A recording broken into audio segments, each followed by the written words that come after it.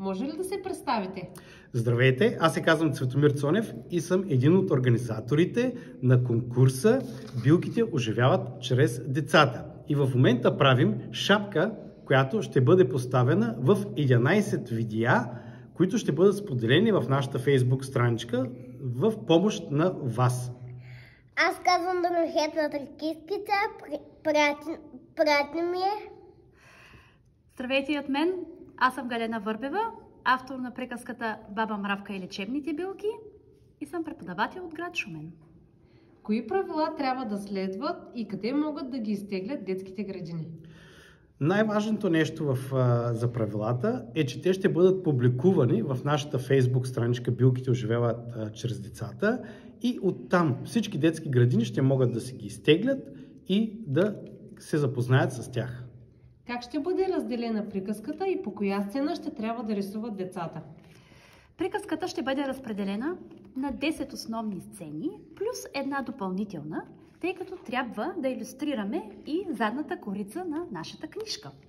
Къде участниците ще могат да получат текста и как ще бъдат разпределени сцените? Участниците, които искат да участват, ще видят тези сцени в нашата Facebook страничка. Ние ще направим прочит на приказката в отделни видеа.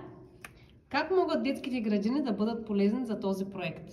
Детските градини, най-важното нещо, което за този проект е да искат да участват в този проект и другото, което е много важно, те да харесат нашата Facebook страничка, да я споделят в тяхните страници, за да могат да приканят родителите на детската градина да харесат нашата страница и така да участват в самия конкурс, като харесват публикациите, които те са направили.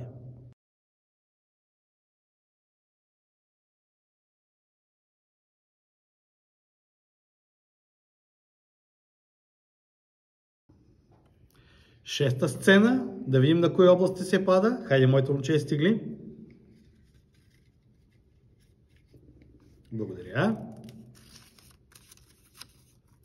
Хасково, Кърджали, Смолянска област. Ето. Шеста сцена. Слънчо, Мравка и Шипка. Слънчо взе да засиява, всичко чу и спря тъдява. Вятърко разсмя листата, птичка литна в небесата. И небето стана чисто, ромоли поточе бистро.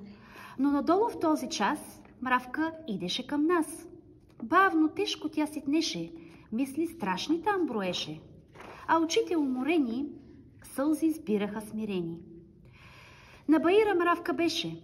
Шипка както си стоеше, алена и зачервена, там сред храста наредена, тя зърна нейната тъга и сълзите на Мравката.